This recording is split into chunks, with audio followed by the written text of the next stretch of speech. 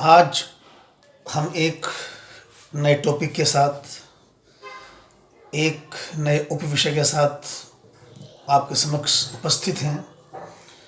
और हमारा जो आज का जो विषय है, उपविषय है, वो है मापन और मूल्यांकन। दो शब्द हैं, प्रथम मापन और द्वितीय मूल्यांकन। दोनों का अर्थ, दोनों में अंतर क्या है, इसके बारे में आज हम डिस्कशन करेंगे।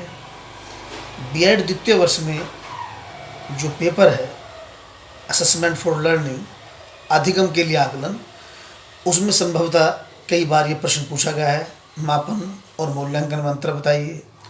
जो मेथड्स के पेपर हैं उनमें भी कई बार पूछा गया है कि मापन और मूल्यांकन में मुख्यतः क्या अंतर है। दोनों के अंतर से पहले हमें दोनों का अर्थ और परिभाषा एक स्पष्ट रूप से समझ लेनी चाहिए।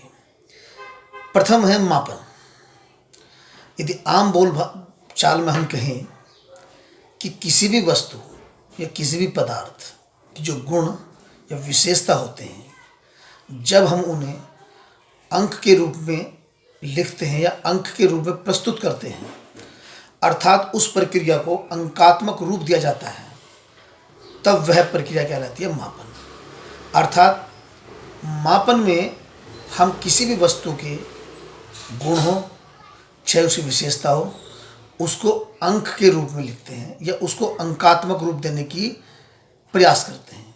सपोज करो कोई कमरा है, यदि हम कमरे की ये बताते हैं कि उसकी लंबाई 4 मीटर है, चौड़ाई 2 मीटर है, तो जो कमरे की गुण विशेषता हमने बताई, उसकी लंबाई और चौड़ाई, ये जो लंबाई और चौड़ाई हमने बताई और अंक में बताई 3 मीटर 2 मीटर, तो ये कहलाता है मापन।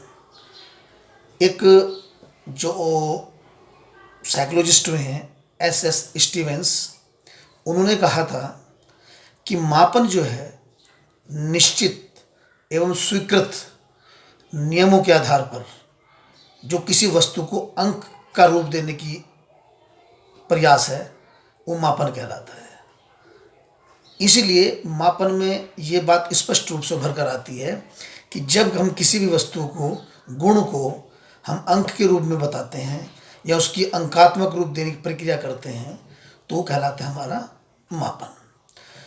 दूसरा टर्म्स है मूल्यांकन। मूल्यांकन में ये है कि जब हम किसी वस्तु या पदार्थ को अंकात्मक रूप के बजाय गुणात्मक रूप में लिखते हैं या गुणात्मक रूप में बताते हैं, तो वो कहलाता है मूल्यांकन। जैसे कमरे के बारे में हमने कहा कि उसकी लंबाई इतनी है, उसकी चौड़ाई इतनी है, ये तो हो गया मापन।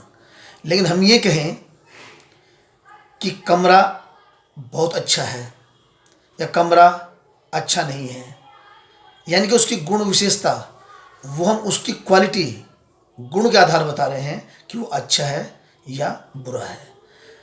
दोनों में अंतर निकल कर ये आता है कि यदि हम अंकात्मक रूप देने की प्रक्रिया को बनाते हैं तो वो कहलाता है मापन, और यदि गुणात्मक, what is bad what is good, क्या अच्छा है क्या बुरा है, ये देने का प्रयास करते हैं, तो वो कहलाता है आपका मूल्यांकन। मूल्यांकन के बारे में जो हमारे एक बहुत ही अच्छे कह लीजिए साइकोलॉजिस्ट भी थे और बड़ा प्रसिद्ध रहे हैं, वो उन्होंने एक बड़ी सीधी सादी डेफिनेशन इसकी दी है, रेमर्स एवं गेज। रेमर्स और गेज ने ये कहा है कि मूल्यांकन के अंदर व्यक्ति या समाज अथवा दोनों की दृष्टि से, मूल्यांकन के अंदर व्यक्ति या समाज या दोनों की दृष्टि से जो उत्तम अथवा वांछनीय है, उसको मानकर चला जाता है। ये रेमर्स और गेज की आपकी परिभाषा थी। दूसरे डांडेकर हैं, डांडेकर ने जो परिभाषा दी है, उन्होंने स्पष्ट रूप से कहा है कि मूल्यांकन हमें यह बताता है कि बालक ने किस सीमा तक किन उद्देश्यों को प्राप्त किया है। मापन और मूल्यांकन में यदि एक कोई स्पष्ट अंतर उभर कर आता है, वो यही आता है कि मापन किसी वस्तु या पदार्थ की विशेषताओं को अंकात्मक रूप दिया जाता है और मूल्यांकन में किसी वस्तु या पदार्थ की जो गुण विशेषता होती हैं उनको गुणात्मक रूप दिया जाता है। दोनों में ये अंतर है और ये परिभाषा भी है। लेकिन यदि दोनों में कहा जाए कि कोई 2 अंतर लिखिए या 4 अंतर लिखिए या 6 अंतर लिखिए, तो मुख्य रूप से देखा जाता है कि दोनों में अंतर, इसमें ये है और इसमें ये नहीं है। अंतर यही होता है। कई बार छात्र क्या करते हैं, प्रश्न आता है कि मापन मूल्यांकन में या किसी भी एक्स और वाई में अंतर स्पष्ट कीजिए। वो क्या काम करते हैं, पहले मापन के बारे में लिख दिया, दूसरा मूल्यांकन के बारे में लिख दिया, दोनों के बारे में लिख दिया। अब जो मूल्यांकन करता है, जो कॉपी चेक करता है, ये उसकी ड्यूटी होगी कि वो छांटे कि दोनों में अंतर क्या है। तो छात्र कहते हैं जी मैं तो दोनों को अंतर लिखा था। अंतर ऐसे नहीं लिखा जाता। अंतर यदि उन्होंने पूछा कि अंतर बताइए, तो अंतर में होता है कि इसमें ये होता है, इसमें ये नहीं होता, इसमें ये नहीं होता, इसमें ये होता है, वो अंतर होता है। तो मापन और मूल्यांकन में यदि अंतर पूछा जाता है तो आप 2 कॉलम बनाइए, पहले मापन, दूसरा मूल्यांकन। मूल्यांकन और मापन में जो मुख्य अंतर है, पहली बात तो ये है कि मापन प्राचीन धारणा है, प्राचीन अवधारणा है, ओल्ड कंसेप्ट है, जबकि मूल्यांकन एक नवीन धारणा है, न्यू कंसेप्ट है। दूसरा जो मुख्य अंतर आता है कि मापन का जो क्षेत्र है वो सीमित है, यानी छोटा है, जबकि मूल्यांकन का जो क्षेत्र है वो व्यापक है, बड़ा है। तीसरा जो मुख्य अंतर आता है कि मापन के द्वारा जो तुलनात्मक अध्ययन होता है, 2 वस्तुओं का, 2 पदार्थों का, 2 व्यक्तियों का जो तुलना करते हैं हम, कंपैरिजन, 2 व्यक्तियों का जो तुलनात्मक अध्ययन है वो संभव नहीं है, बहुत कम चांसेस है। जबकि मूल्यांकन में तुलनात्मक अध्ययन संभव है, तुलनात्मक अध्ययन किया जाता है। मापन अपने आप में एक साधन है, साध्य नहीं है, जबकि मूल्यांकन एक साध्य है। मापन साधन है, साध्य नहीं है, जबकि मूल्यांकन साध्य है।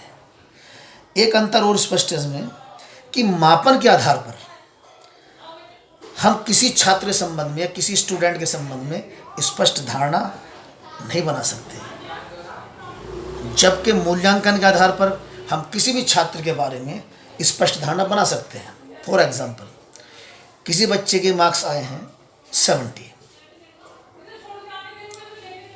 इसके आधार पर मेरे बच्चा बड़ा इंटेलिजेंट है या कक्षा में उसने फर्स्ट या सेकंड पोजीशन प्राप्त की है।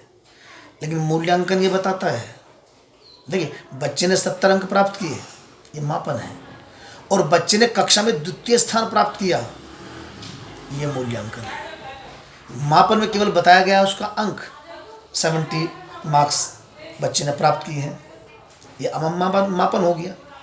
लेकिन यदि वो कह रहा है कि बच्चे ने 70 अंक प्राप्त करके कक्षा में द्वितीय स्थान प्राप्त किया है, सेकंड पोजीशन प्राप्त की है, ये क्या रहता है मूल्यांकन, क्योंकि वो गुण बता रहा है, उसने क्या किया, उसने सेकंड पोजीशन प्राप्त की, ये उसकी विशेषता है, गुण है।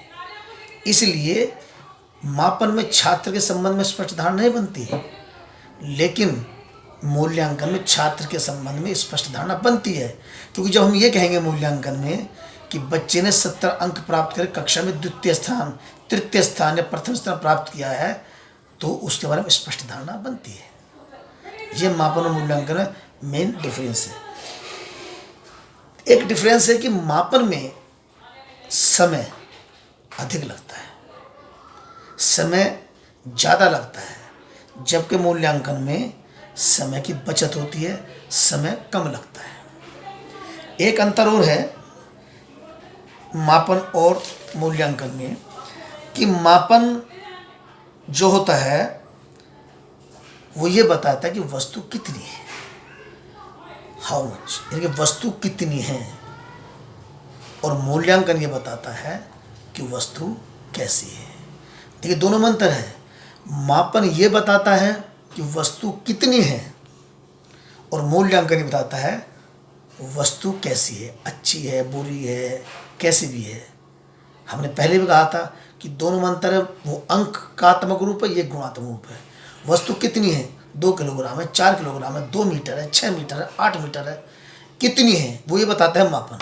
और वस्तु कैसी है, गुड है, बैड है, कैसी है, ये बताता है मूल्यांकन। तो मापन में केवल इस बात का हमें जानकारी मिलती है कि वस्तु कितनी है, जबकि मूल्यांकन में ये बताता है कि वस्तु कैसी है। मापन के आधार पर भविष्यवाणी नहीं की जा सकती। जो मापन है किसी भी छात्र विषय में सार्थक भविष्यवाणी नहीं की जा सकती, जबकि मूल्यांकन के आधार पर हम किसी भी छात्र के बारे में, किसी भी घटना के बारे में सार्थक भविष्यवाणी कर सकते हैं। तो आज जो हमारा विषय था मापन और मूल्यांकन, मैं समझता हूँ कि थोड़ा प्रयास मैंने किया है, थोड़ा प्रयास आप करेंगे, क्योंकि बात प्रश्न ये नहीं कि ये बीएड द्वितीय वर्ष के असेसमेंट फॉर लर्निंग में आएगा। ये प्रश्न आप प्रश्न पत्र उठा के देख लीजिए, ये मेथड्स के प्रश्न में आ जाता है। ये क्योंकि इसके लिए कोई बाध्यता नहीं है कि ये केवल इसी पेपर में आएगा, ये किसी भी पेपर में आ सकता है। और मुख्य रूप से एक आम भाषा में, एक बिल्कुल स्पष्ट रूप से मैं बता रहा हूँ, कोशिश कीजिए रटने के बजाय उसका सार, उसकी गहराई। केवल हम रटते हैं, उसने ये कहा, उसने कहा। सीधी बात है, मापन में अंक दिए जाते हैं, आंकिक प्रक्रिया है। और मूल्यांकन में अच्छी और बुरी यानी कि गुण को देखा जाता है। मापन ये बताता है कि वस्तु कितनी है और मूल्यांकन ये बताता है कि वस्तु कैसी है। इसलिए दोनों का अंतर, दोनों के बारे में जानकारी होना आपके लिए आवश्यक है। उम्मीद करता हूँ, आशा करता हूँ कि आप इस कंसेप्ट को समझेंगे, पढ़ेंगे और बड़े ढंग से तैयारी से अपने एग्ज़ाम देंगे। अभी तक हम जो प्रयास कर रहे हैं लॉकडाउन के कारण कि ऑनलाइन क्लास के माध्यम से आपसे संपर्क में हैं, आपसे भी कोशिश करता हूं कि आप भी इस समय को व्यर्थ न जाने दें, मेहनत करें, कंसेप्ट क्लियर करें। कोई समस्या, कोई दिक्कत हो आप हमें कॉल कर सकते हैं, पर्सनल पूछ सकते हैं। यही करता हूं कि कम से कम आप इस समय का सदुपयोग करें। और जैसे पहले कहता आ रहा हूं कि ये जो महामारी है, इससे बचाव जो है वो हम स्वयं कर सकते हैं। घर पर रहें, सुरक्षित रहें, नियमों का पालन करें। थैंक यू, धन्यवाद।